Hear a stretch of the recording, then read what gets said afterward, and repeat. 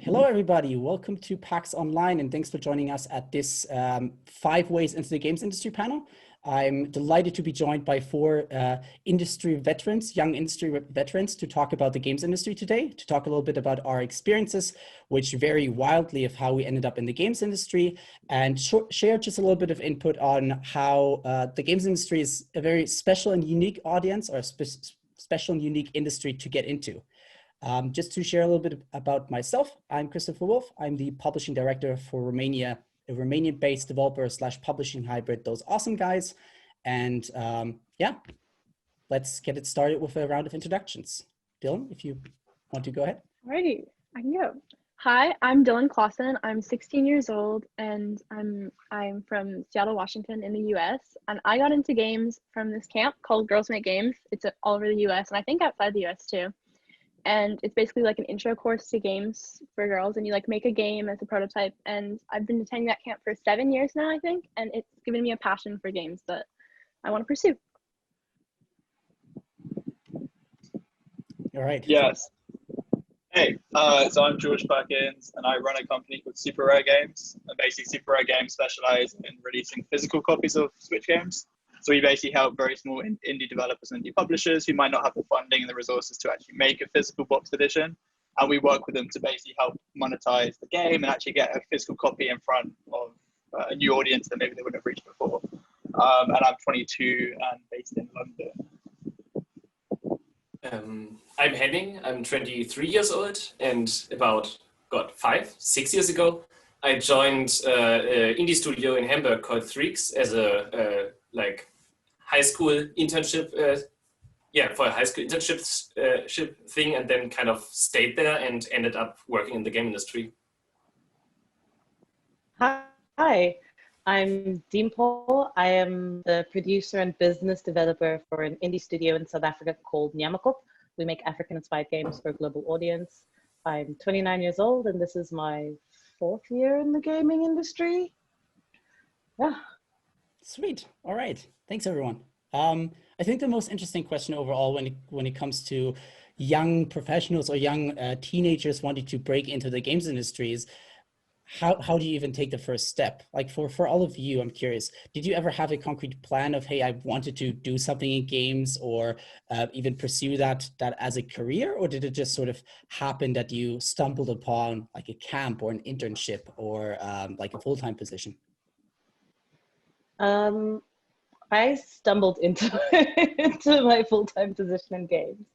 I'd always loved and played games as a kid, but I studied film and screenwriting at university, and I wanted to go into the film industry, where I worked there for about a year. And some friends of mine in a different city told me about an opportunity to be a PA for a game studio, and I honestly just jumped at the opportunity.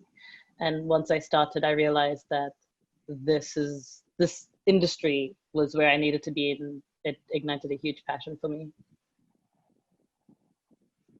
Yeah, so I think for me as well, I think it was, I just grew up playing video games, and I kind of was always told throughout my life that, do what you enjoy and kind of follow that. Don't really care about, studying this or doing this to go into this, if that makes sense. It was always just do what you enjoy.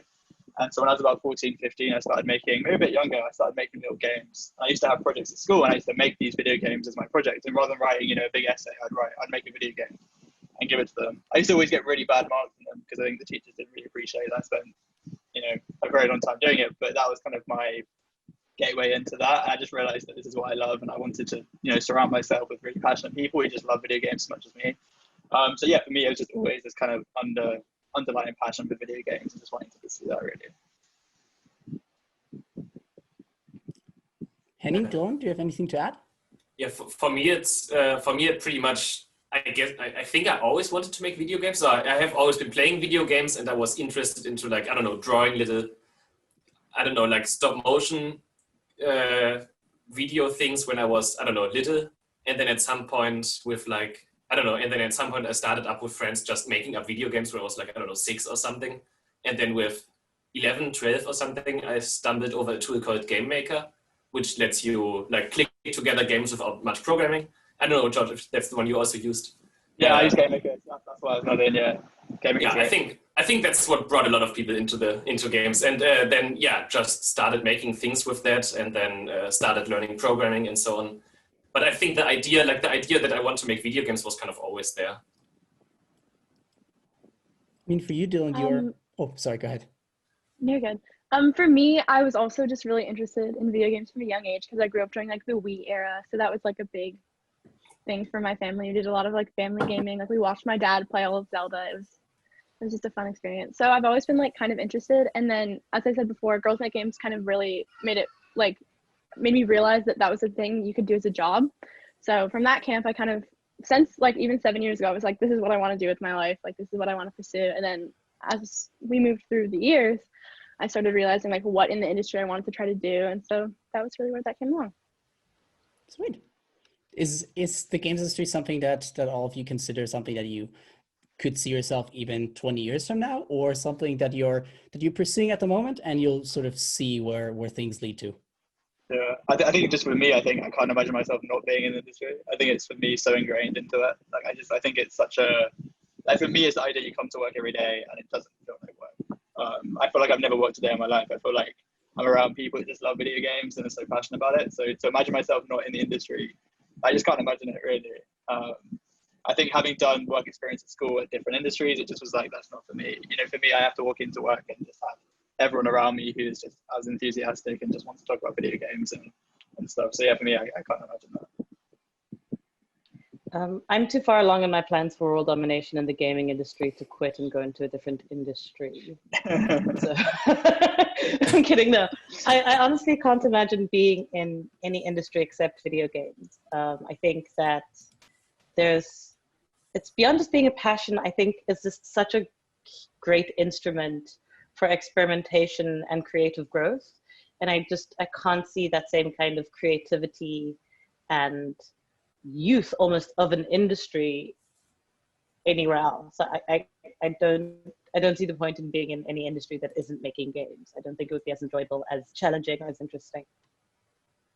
Yeah, kind of same. What would I even do? This is kind of yeah, it feels like, I don't know, especially like this time of like not being physically at these events kind of made me realize how much I enjoy this kind of like video game developer community. So yeah, I don't think I would want to like work without this kind of surrounding. It's just such a nice place. If I'm honest, it's a little bit of a cult. You come into it, you fall in love with it, and you just struggle to interact with the outside world once you've been around game developers and the industry for a little too long. So I don't even know if I could go into any other industry. Not that I'd want to. I think one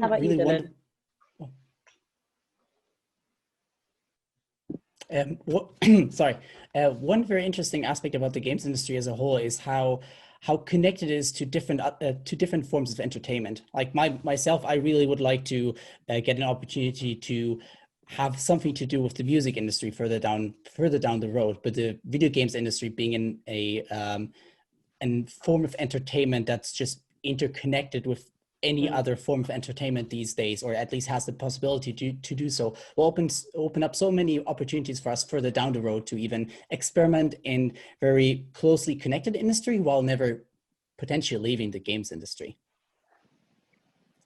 Yeah, I guess. Sorry. Go ahead. Sorry. Go ahead.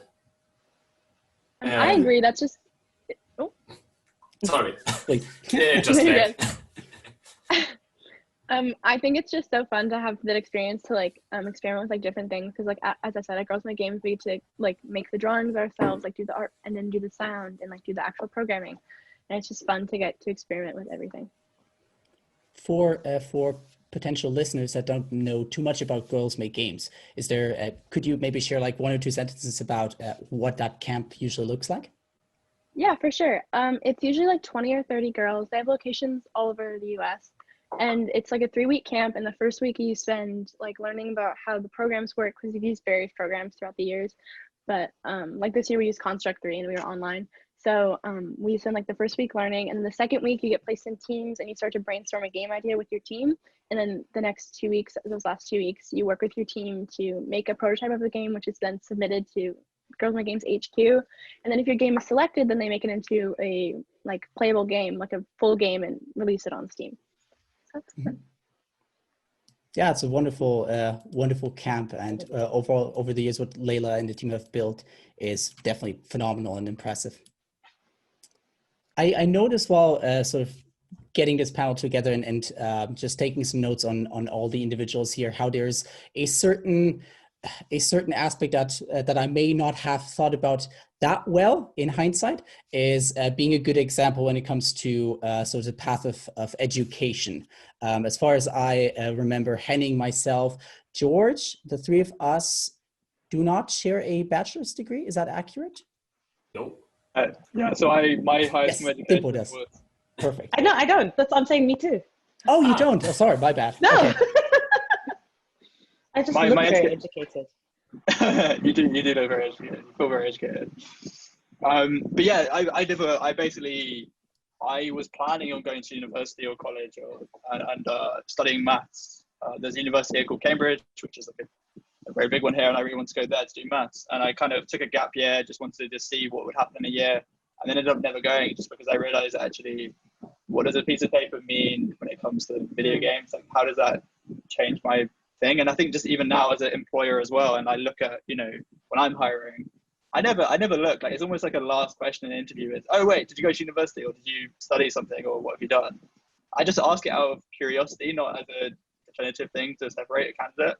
If someone comes to me with a really good degree but no passion, it's like, what's the point? I'd rather someone says, I've been making really small prototypes for the last 4 years and not done anything with it, but just been showing that passion. That's all I care about. A piece of paper literally is insignificant.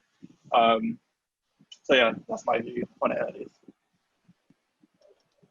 To speak on that, I am also of the belief that it's less about whether or not you have a degree, but whether or not you have a strong portfolio and you've self-taught to a degree, or you have a passion for it. So the studio I work for, Nyamakop, we have what we like to call a growth mindset, where we like to see the potential and talent in people, and we'll actively help them skill up in whatever way we can, if this is what they want to do and they have the passion for it, the talent, and they can show that they're self-starting and work for themselves. So that's a very important part. On the other hand, surprisingly enough, South Africa has a few game development courses. And as someone who didn't complete my bachelor's but studied film and screenwriting, I can see the value in learning those modes of thinking and going through a course like that.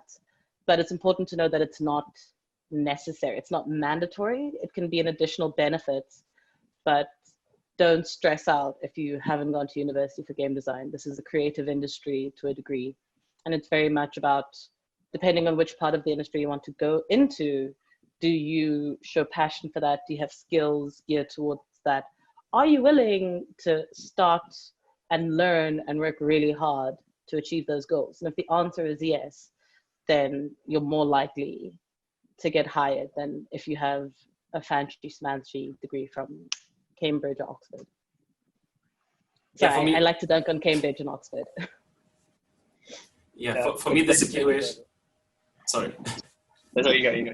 For me, the situation was kind of that I started, as I said, like I applied for an internship at this indie studio, and they were like, hey, like 2-week high school internship doesn't really make sense for them, but I could just work there like in my free time a bit, because at that point I could already do Unity and I was already somewhat okay of a programmer, I would say, like looking back at it now.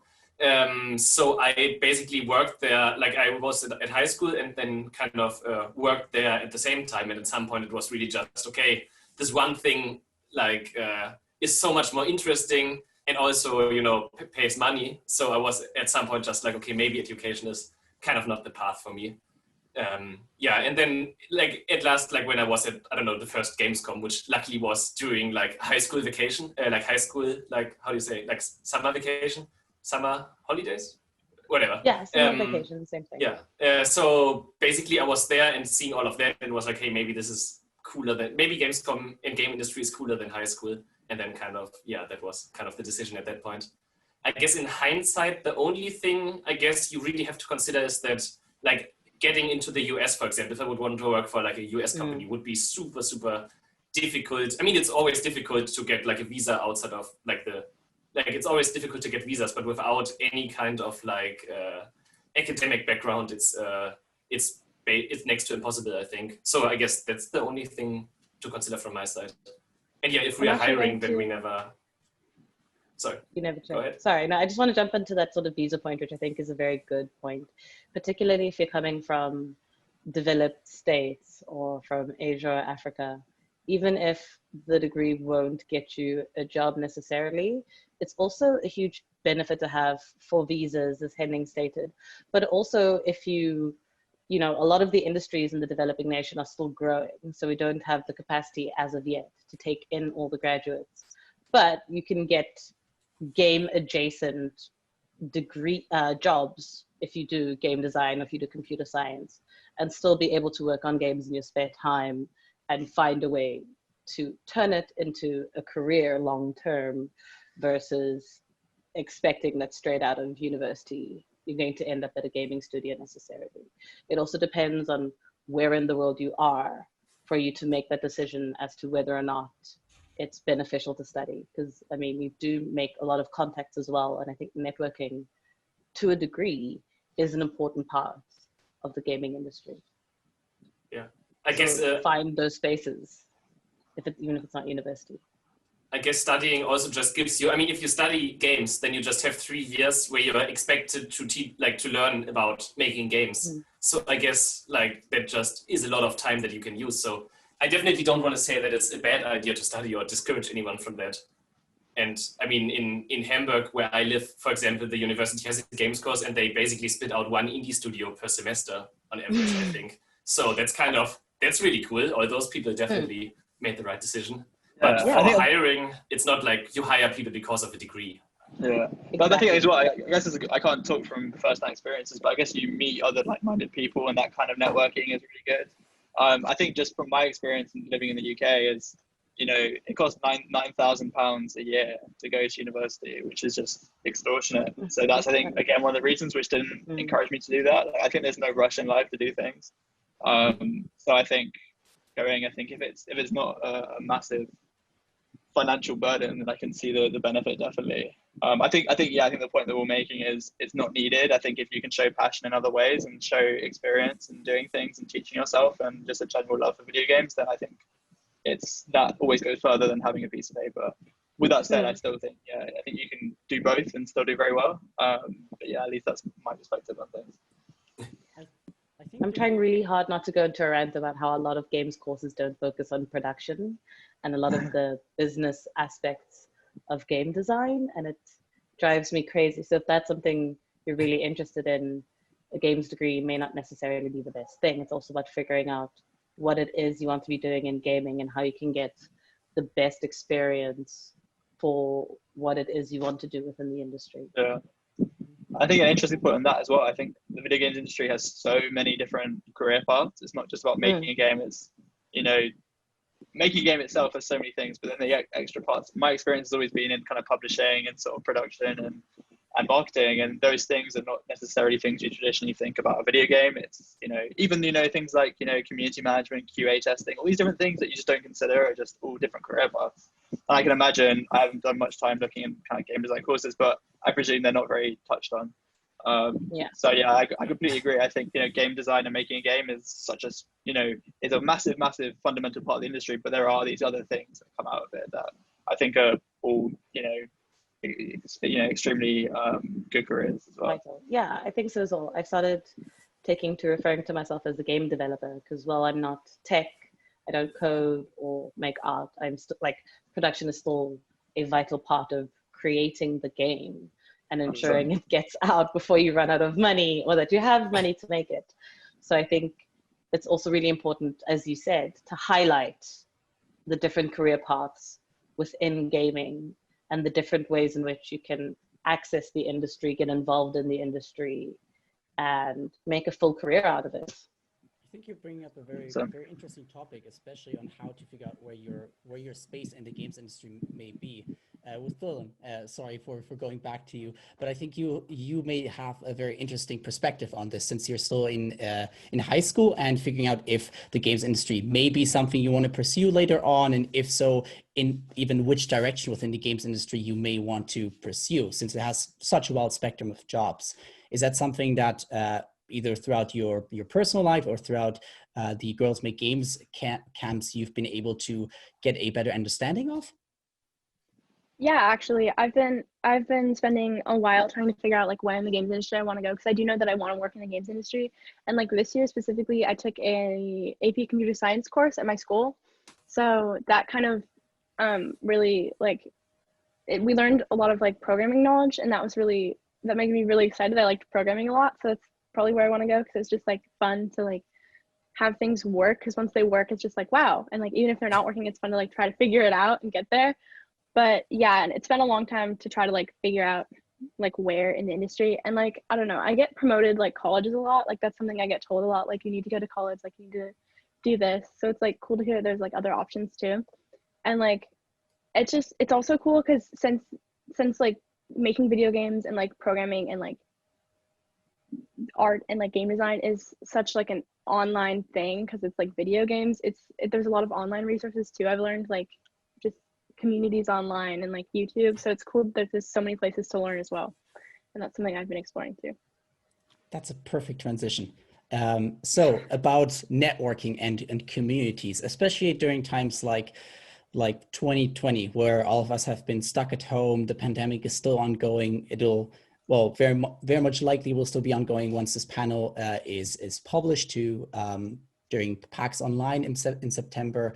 We're all sort of stuck in a situation where what used to be the perfect networking opportunity, or just getting to know other people and getting your foot into the door, meeting in person at events or meetups or so on, has sort of vanished. Is there anything particular, any tips you all of you might be able to share on how to learn about the games industry and how to reach new people? I am at pains to say this, but Twitter, a lot of the online spaces are great places to find other game developers and find a sense of community. In South Africa, we've got the Make Games South Africa website, we've got a Discord channel, a Facebook group, sort of ways to keep in contact, and a lot of our meetings have moved online, which, while I miss meeting people in real life, it is also a lot more accessible when it's online. It's safer because you're in your own home. It's easier to meet a wider group of people.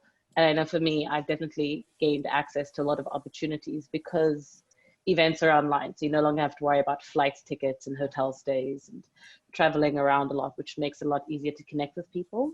And I think the other thing is to also just be very open to meeting new people. I think it can be difficult to try and make friends and to talk to people. So I guess this is a great time to talk about the games industry gathering.com. If you're a professional, it's a great tool to have, because you can meet so many people who can either become mentors, or you can just discuss struggles within the industry, or just make friends and have a good time. So I think networking can be quite important, and I do think there is a lot of benefit to it being online in terms of access. Yeah, I think just to touch on that as well, I mean, yeah, I usually meet people online before I meet them in person, which is weird because if I think about my social life, it's completely the opposite, which I guess makes sense. But for me, I think one thing I realized is that everyone's very approachable, even if they seem like they're, hard to get in contact with. They usually can be, even just an email. If I were to ever receive an email from someone I didn't know asking a really genuine question, I would always reply. I think asking for advice or asking for feedback or asking for anything, I think is always good, as long as you're not doing that in like a pestering way and constantly nagging them and stuff. But I think a really genuine question or interest, or even just complimenting someone, I think is really can go a long way. I think once you get into the industry, I think it then becomes a bit easier, and it's kind of, you can talk about mutual interest. I mean, with me personally, the work I do at the moment is all business related, so it's always reaching out to new publishers and exploring opportunities there, and that becomes quite easy because things like Twitter, things like email become quite easy like that. So I can't talk necessarily from a development perspective, but I definitely think that's my main thing is everyone is actually really approachable. Everyone in video games is usually just a really nice person who likes making video games, and you messaging them randomly is going to be completely fine as long as it's done in an appropriate way. Yeah. Yeah, for sure, yeah. Speaking of advice and mentorship, is that something that you were able to sort of tap into yourself while you were trying to get your foot in the door? Is it me personally having a mentor or the other way around? A mentor or someone you should just generally go to someone to get advice? Not particularly, really. I think for me, at least now, the position I'm in, which is very fortunate, I've tried to do the opposite and be a mentor to people. So it's quite a lot of university students that I kind of taken under my wing and sort of offer advice for them during kind of development and stuff, which has been good. But yeah, I think, yeah, not particularly the other way around. How about everyone else here? I think not one specific mentor, but just like a lot of, if I think about it now, there's like, I don't know, probably like a lot of people you meet at different events. You have like, I don't know, that person you had that 1 hour conversation with at, I don't know, 2 in the morning that taught you so much about like how to approach your job or how to think about the industry. So I couldn't point out a specific mentor, but there's a lot of people who gave me, I don't know, like, yeah, just a lot of insight. And I guess, so yeah, I guess you just like, once you're in the industry, you kind of meet those people, at least, if not a like specific one mentor person. Yeah. That's a really good point, actually, because I think in my head, when we were talking about like the idea of a mentor, I think it's almost like some person that you go to for everything. But that's a really, really good way of putting it, actually, is that everyone has this collective massive knowledge that, I think it's good to sort of approach different people for different things. And again, as you said, it might just be a conversation at a bar at 2 in the morning. Yeah. But I think everyone has, and this is what's so good about the industry is about, I think just in life in general, is there's always going to be someone that really knows such a specific topic better than you. And it's about how can you use that information and help you grow as a person. Yeah. I mean, I've oh, sorry. No, you go. I was going to say is that I think I've probably gone to Chris for advice at some point because there's things that Chris knows better than me and stuff. So I think it's like that. And vice versa. Yeah. I definitely have a handful of people that I go to for advice. I think, especially if you're a woman or a person of color, it's useful to have people who are willing to open doors for you and to give you advice, because a lot of the time I think there are a lot of talented people, but it can be very difficult in the beginning to access those networks and to access people who can give you advice. So I've been very fortunate that I have, a few people that if I'm confused about something or I need advice or just letting me know about opportunities, that I can reach out to them, I can talk to them and use that to grow as a person. So hopefully I can pass the buck forward, not pass the buck forward, you know what I mean, open the door for the next person and be a mentor for them as well. What about you, Dylan? What has your experience been as a youth? Yeah, not actually, since I'm not like in the industry, like working in games, it's like a little bit harder to access like people who because I'm not surrounded, but teachers and counselors and just like older people that I meet who are in the industry are usually very open to questions. Like I know at my school, my teacher would always accept questions, like just about anything. And like at Girls Make Games, the counselors are always really open, and a lot of them are like college students. So it's nice to be able to ask them about college experiences and like what colleges they go to and like what they like about it. And just, yeah, meeting older people too, who are just like a little bit older than me or like in college or like in the industry, and like talking to them about like what it's like or like advice. It's like, it's very helpful. Perfect. So I hate to take this very positive topic and sort of turn it into a little bit more, not pessimistic, but a little bit more careful topic. Obviously, the games industry is a wonderful space 99% of the times, but there are here and there companies that tend to potentially maybe be looking out more for themselves than they may be looking out for other people.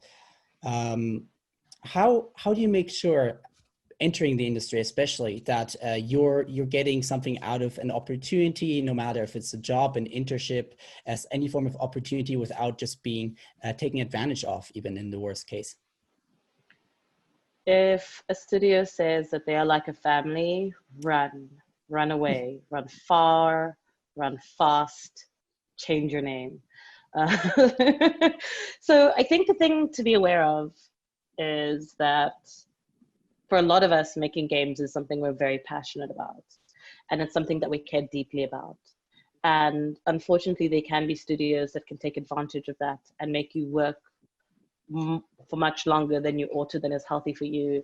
That will make you feel as though you're being disloyal if you're not putting your entire life into working for that studio. And I think when you reach that point, you should start to evaluate whether or not that's the best space for you. A lot of the time, companies will talk a lot about loyalty, and I generally am a little bit hesitant and use that as a bit of a red flag, because usually that loyalty means giving your all as an employee into that company without necessarily getting benefit back.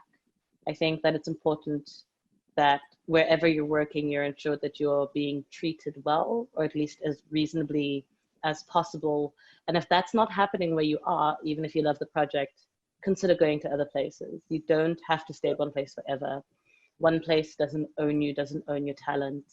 And if you feel that you are unheard, or you feel unseen, or you feel taken advantage of, don't be afraid to look for other opportunities if you can, because there are a lot more opportunities in the industry globally than I think most people realize in different places, in different spaces.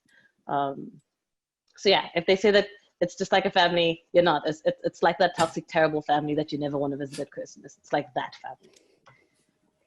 Makes sense. I think as well, like, I mean, I think because we work in an industry that everyone is so passionate about, it's so easy to be exploited in that sense, because you're doing something that you do love.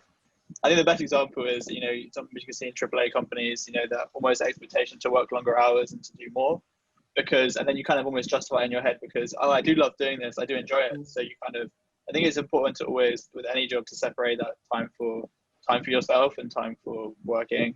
And as an employer, I would never ever expect anyone to, you know, it hits 5 o'clock and, you know, go home. Don't say, I want you to go and work. I want you to go home and do your things and not have to work and think about that. And as you said, I think there are so many opportunities that if you are in that toxic environment, it's important to see that. I think when you are in toxic environments, sometimes it's hard to see it, and that's why it's important to have people around you that are close to you. And again, I don't think this is the case, and at least from my experience, it's always been very positive, but these places definitely exist, and you do hear about it. That's the thing, is to know your own worth, and to know that. I think, I mean, one of the things, at least for me, working in indie space, all my experience has been indie, and I think from that you realize that, I don't know, at least my experience with indie has been a lot better because it's not that corporate feel to it. Whereas I can imagine when you have a bit more of a corporate feel to it, there's a bit more of a, you know, less about caring about the game, but maybe caring more about kind of the bottom line. I don't want to just, you know, generalize every company, because it's definitely not like that. But I think as soon as that corporate style comes back into it, then maybe that's where it can become a bit easier. Yeah, I mean, as George says, please know your value, know your worth, because I think sometimes a toxic space can make you feel as though there is nowhere else to go, that your value is contingent on being with the studio, but oftentimes that is a lie. So always know your worth and what your time is worth as well. And if a place doesn't want to pay you that or show respect in certain forms, it is also okay to leave that place.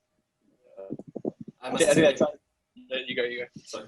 Yeah, I must say that, like in general, a narrative I heard from like different people who worked at different like problematic environments, I would say, is that like directly or kind of implicit, they say, hey, look, if you don't work here, you're not going to find another place in the industry, and that is like a very big red flag.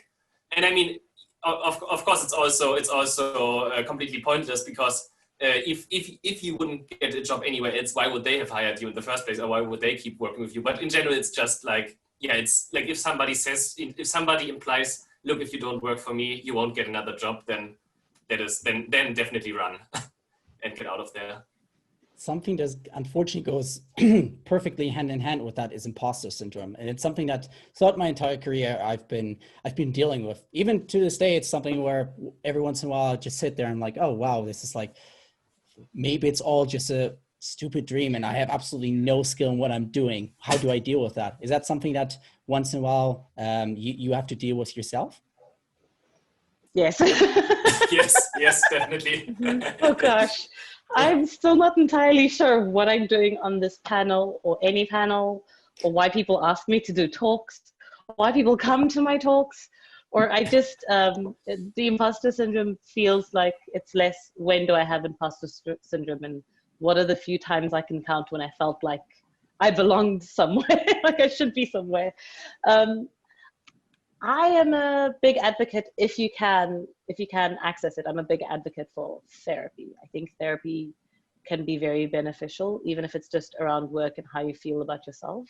And I think that an important skill to have is to be able to celebrate your victories, big and small, because I think it's very easy to, especially if you're someone who wants to grow and get better at what you do, it's very easy to focus on where you've gone wrong and your mistakes and what you need to do better.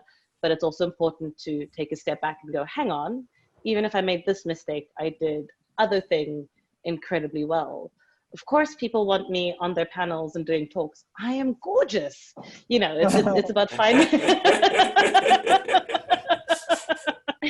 it's about finding, it's about being able to assess not only your weaknesses, but your strengths, and have pride in those strengths and keeping that balancing act of always wanting to grow and knowing where you need to grow, but not solely focusing on your shortcomings is the best you can do.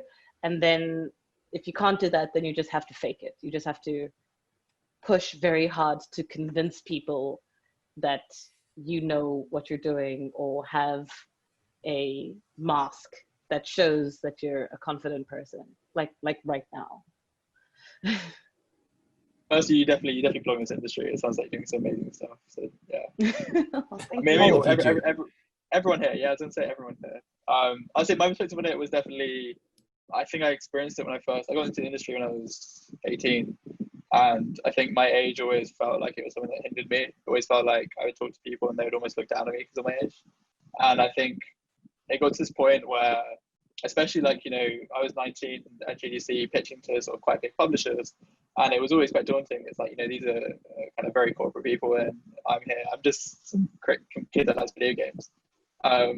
But I think over time I've come to realize my value in the industry. Not that I have much value, but I do have a place in the industry. And I think, again, I think not working in development explicitly, I think sometimes feel like you're not a game developer, but you know, if you help in any way for a game to be either experienced by someone, whether that's marketing or actually the game being made, then you're a part of the industry. So I think over time I've become very self-confident in that sense. The game developer.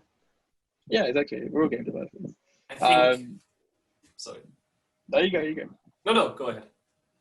I was just gonna say, yes, I think I kind of feel like I've got that value now. I think again for me it was an age thing. I think that was one of the things that most got to me. And as soon as you realize, I think as soon as you earn someone's respect by realizing that age is literally just, you know, I don't know, it doesn't necessarily define who you are as a person. I think as soon as people realize that actually, whilst it is a niche, I'm good at what I do. So I think as soon as you kind of have that respect, then people see you differently, and I think it's been fine now. So I definitely think I've come out the other end of it, which I think is good. And I think the way I did that was just, you know, almost seeing it from a bigger perspective and seeing actually I'm working with games. I've been doing it for a while, and yeah. So I think it's a challenging one definitely, but I think it's important sometimes just to try and see it from a bigger perspective, as hard as that can be sometimes. I think the game industry, because of the nature of this medium and because this industry is so young, also maybe that is why imposter syndrome is more common in this industry than other ones. At least I think like most people I know, if not all, have that to varying degrees. Because I don't know, like making a video game now is so much different to making a video game 10, 15 years ago. And I guess that it's way more, of course you have that in all entertainment, but I think it's more extreme in video games.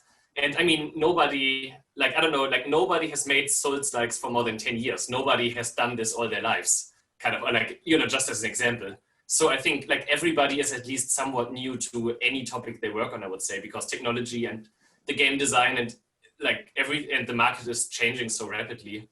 Yeah. And something I read on Twitter the other day, and I wish I would remember by whom, is they wrote something like that they kind of channeled the imposter syndrome into something like the mad fake genius syndrome or something like that. Yeah, like a con man. I've read that one as well. Yeah. Yeah, Con man syndrome, that yeah.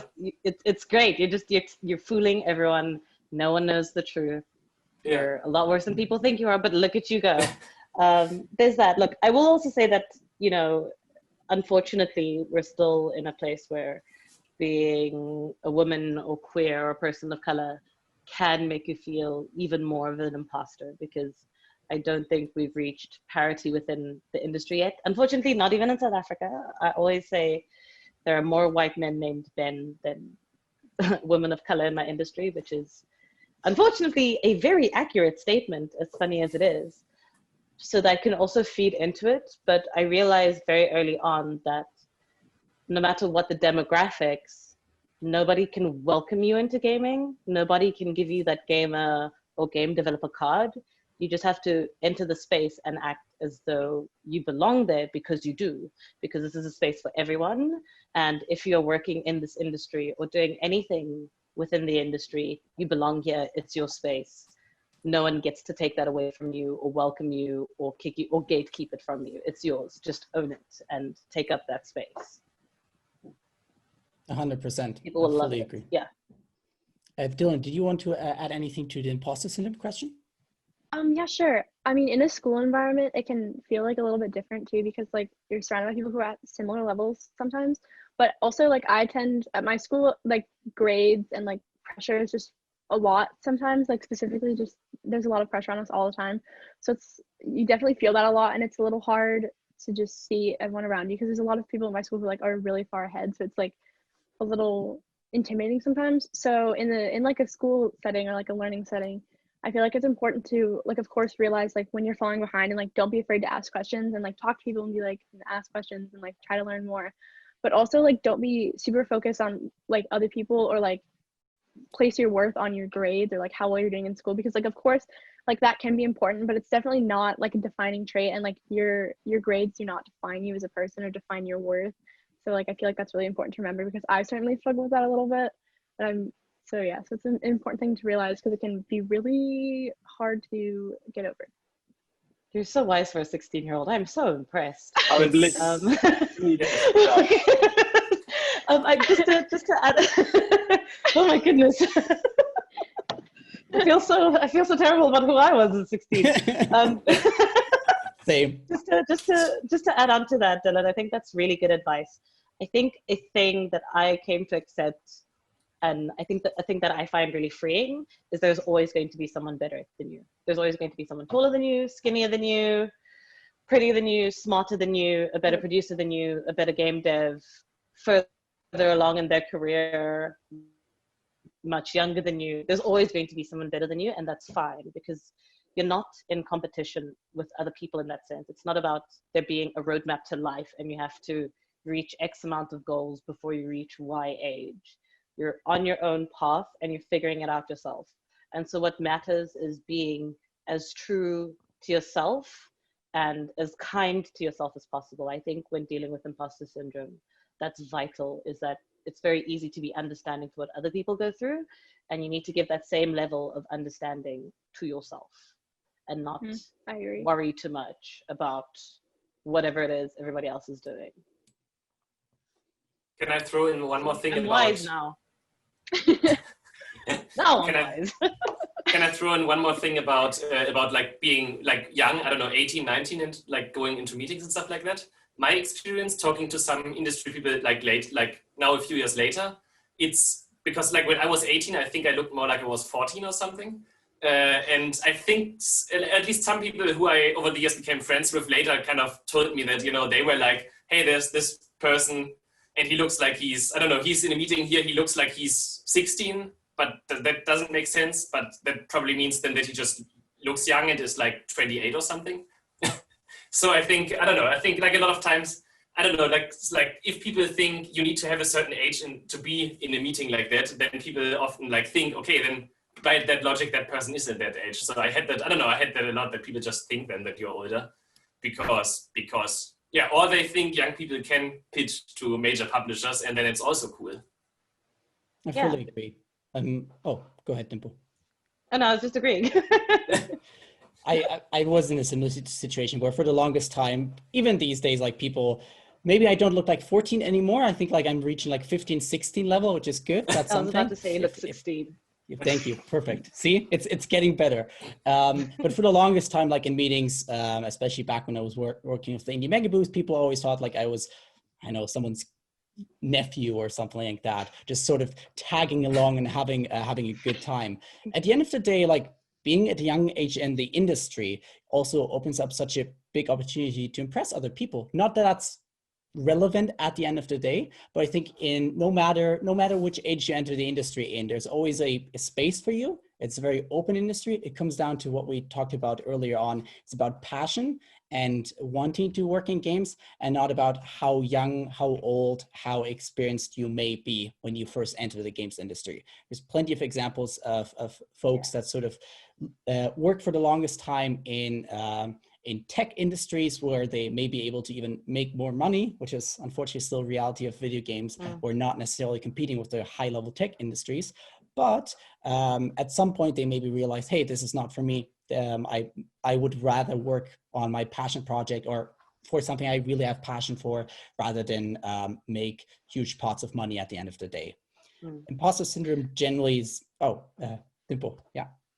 Oh, no, I was about to rain on the parade a little bit, but it's fine. I'll wait until after your point's done for that. I think, well, I do love working in games, and it is an incredible industry. Let's not just sell the rose-tinted version of the industry. It can be incredibly difficult. It can be incredibly demanding, and it can be hostile. Feels like a very strong word, but it also has the potential to be unfriendly. And I think it's good to be aware of that going in so that you're not surprised if that happens to you. And it doesn't mean that it's you attracting that kind of experiences. That is also just a part of the industry. And it's definitely growing and getting better and becoming more aware so that, you know, as to how to treat people, especially younger people, how to create a safer, more inclusive environment. And so it's definitely a good thing that that's being worked on. But it can be very challenging and very difficult. So you also have to be prepared for that and to make sure that you take care of yourself first and foremost as you're going into this industry.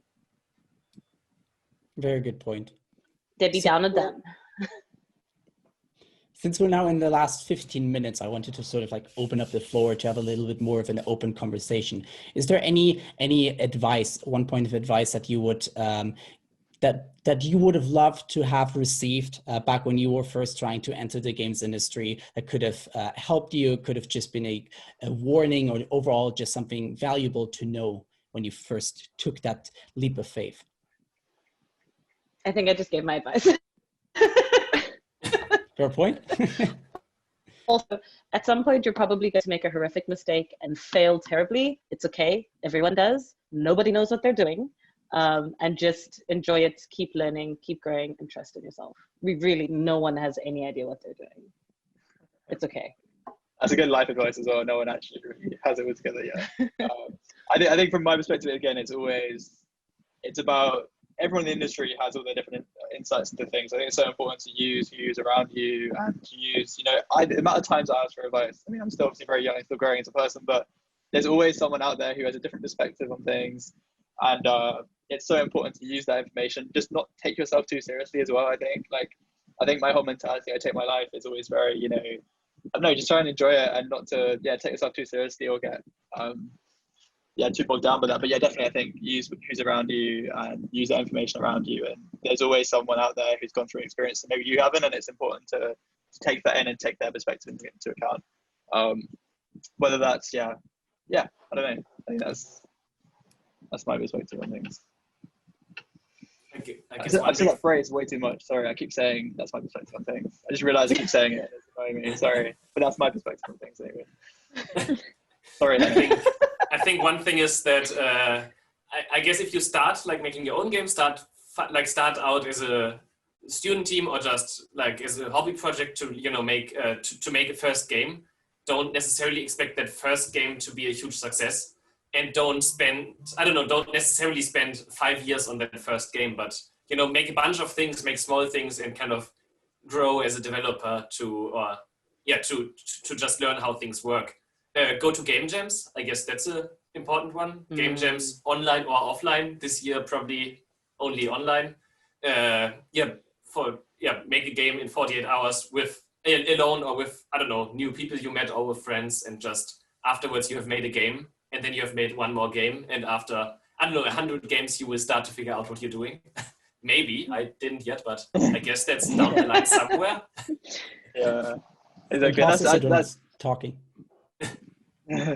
but I think as well, I think it's one of those things where like, I think there's so much information out there that it's free that you can access.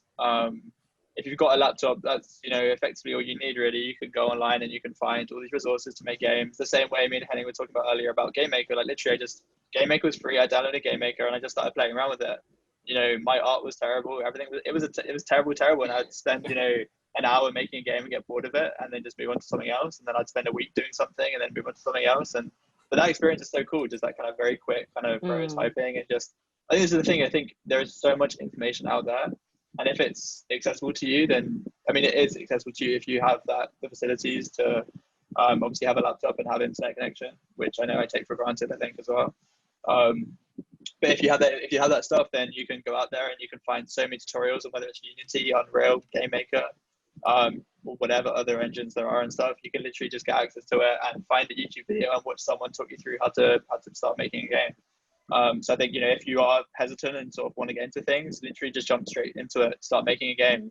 I think it's much easier than I think people realize, which is, I have no skills whatsoever. I can code a little bit, but I still made some really weird. I made a whole like RE, so religious studies project in the UK. I made a project depicting Moses' life. It was just the most random game ever, but it was, yeah, I got a really bad grade in it, but it's cool. So I think that's what I'd say. Just jump straight into it. There's nothing stopping you. Yeah, I would second that. And like, no, please, Dylan, please go ahead. Please. All right. Yeah, I would second that with that. And like, as a young person, just trying to take as many opportunities as you can if you can get them, and like doing camps and clubs and after school programs if you can access those. And as everybody else said, if you don't have access to those kind of programs, or if like money is not available, or like they're just not available in your community, like try to get online, like YouTube, I want to say like Reddit, other communities, there's like forums and things that you can talk to.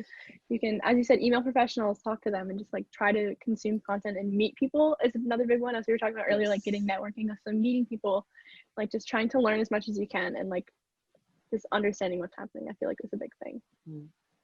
Yeah, definitely. If you have the opportunity to go to events, whether in real life or online, whether that's monthly meetups in your neighborhoods, festivals or conferences, definitely take up that opportunity. You have such a great potential to meet incredible people. And I think one of the biggest pieces of advice that really helped me is don't be afraid to ask for help. People usually, assuming you're not a terrible person, people are usually so open to helping you, especially if you're passionate and you care about this and you want to learn and grow. People will always find time to give you advice or to help you out in whatever way they can. So don't be afraid to ask for help. Everyone needs help. Yeah, I think it's well go on that point. I think again, people are so accessible, and sometimes like literally just if anyone emailed me, I'd always try and reply if I had something interesting to say back to it. People are so accessible. Even if it's just tweeting someone, just saying, "Hey, I've got a problem. I'm just interested in your perspective on it." I think a lot of people will reply, and sometimes people will just miss it because they're so busy or they have a million Twitter notifications. But again, people are more accessible than you realize, which I think is a good thing to remember. One final thing that go ahead, please. Oh, sorry. Something to I guess one other thing is if you have the option volunteer at events, at like conventions and conventions, conferences and so on. There's always I don't know, something like Gamescom or PAX needs hundreds of volunteers in order to like be operational.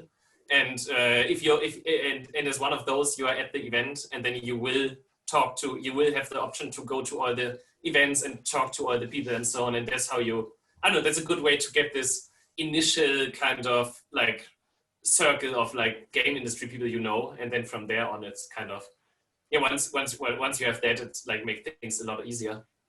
Fully agree. I mean, for me, my career path into the games industry was totally based on volunteering. I volunteered my way into the games industry straight out of high school.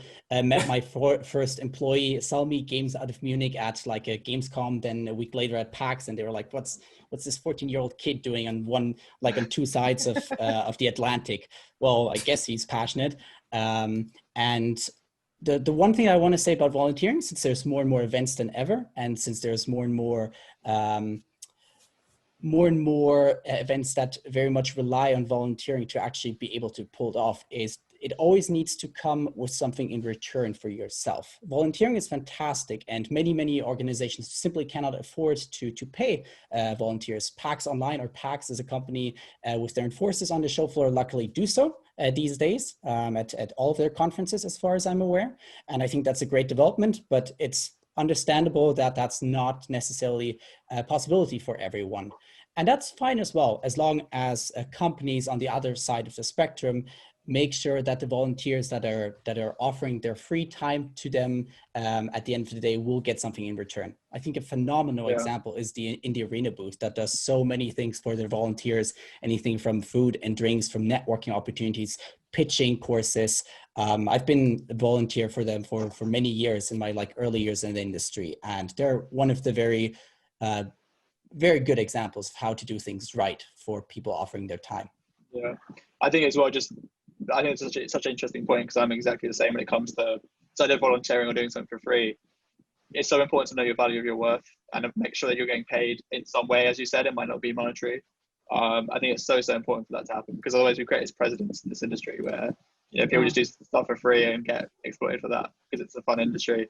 But again, if you get something out of it, it's the best thing. If anyone ever came up to me and said, "I want to do something for free, I want to do this," there's no way I'm letting them do that for free. If they're doing something for me that's beneficial, then I'm paying them for it.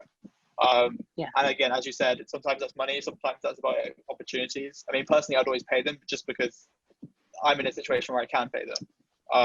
But again, I think as long as you get something out of it, then that's all fine. But it's important to know the value of your work, I think. Yeah. Mm-hmm. All right. I guess we've reached the end of this wonderful panel. Thanks so much to all four of you for joining me today on this digital stage for PAX Online.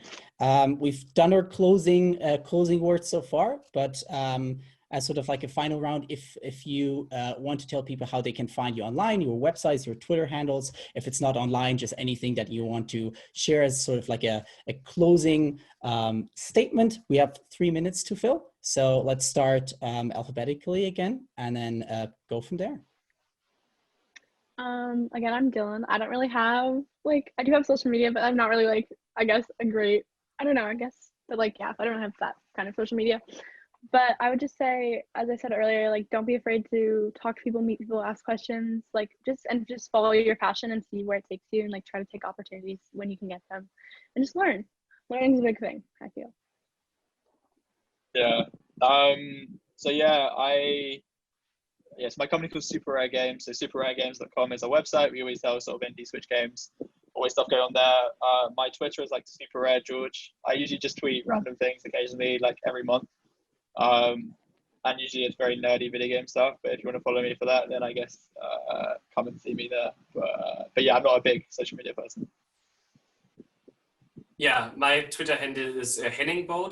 And I guess if you have any questions about how to get into the industry and get started specifically with programming, or even more specifically with shader programming, then sure, feel free to reach out. I don't post much there, but I guess I check every now and then, and I am generally reachable. Yeah. I am on social media. You can find me at just Limpho, hopefully a little bar at the bottom, because it's obviously spelled differently to how it's pronounced. Follow me. There are a lot of hot takes, funny tweets, because my creative director forces me on pain of death to tweet at least once or twice a week. So you can find me there. I'm always happy to answer any questions anyone has, to have any discussions around game development, production. I love talking about production. Thank you all so much for this lovely opportunity. This has been a great panel. Hopefully I get to meet you all in real life one day. Thank you. Yeah, I'll just say that as well. I didn't know any of you going to it, but it's been really lovely. And again, hopefully catch you guys in person. Yeah, thank you so Chris, much. It's an amazing opportunity to meet everybody. It's just nice to see what the industry's like. this is very wonderful. We can all go for milkshakes because we've got two Yeah. teenagers here. Sounds good. Well, thanks so much. Everyone that's been watching, have a great PAX Online. You can find me online as ChrisWolf_ on Twitter, or check out Floppy Nights, which is a project that we're publishing now on Steam. Please wishlist. Thank you. Have a good one. Bye-bye. Bye. Bye.